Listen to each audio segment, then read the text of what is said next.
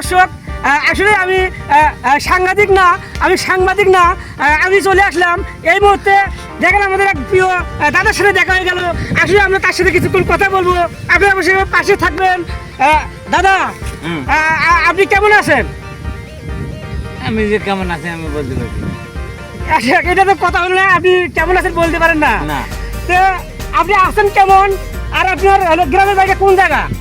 গ্রামের বাড়ি যে কোন জায়গায়, আমি তো এখানে পাতারে আছি এখন জানি আসলে আপনার নিজের গ্রামের বাড়িও আপনি জানেন না? না। তো আপনার কি বউ বাচ্চা আছে?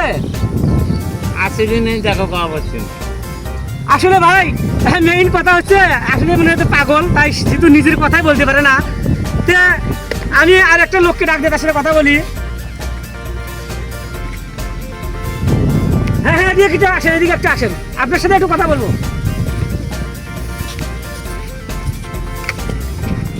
হ্যালো, আমি আছে না সাংঘাতিক চ্যালেঞ্জ থেকে চলে আসছি, তো একটু আপনার সাথে কথা বলতাম। আমি সাংঘাতিক চ্যালেঞ্জ থেকে আসছি, আপনার সাথে একটু কথা বলবো।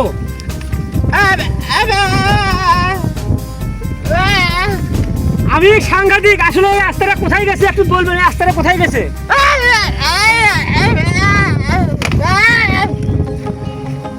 বলতেছি এই রাস্তাটা কোন জায়গায় গেছে?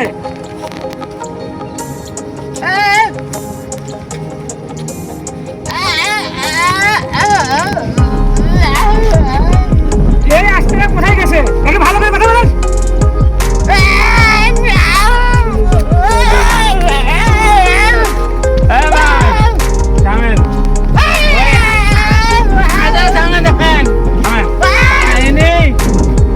কথা বলতে পারে না। ও ইনি বুবা কথা বলতে পারে না?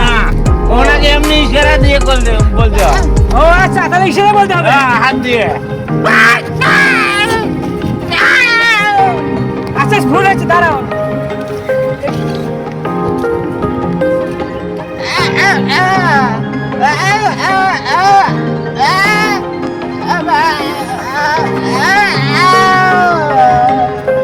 ও আচ্ছা, ঠিক আছে দর্শক, আসলে আমার বোঝার ভুল ছিল যে উনি হচ্ছে বুবা মানুষ, আসলে কথা বলতে পারে না।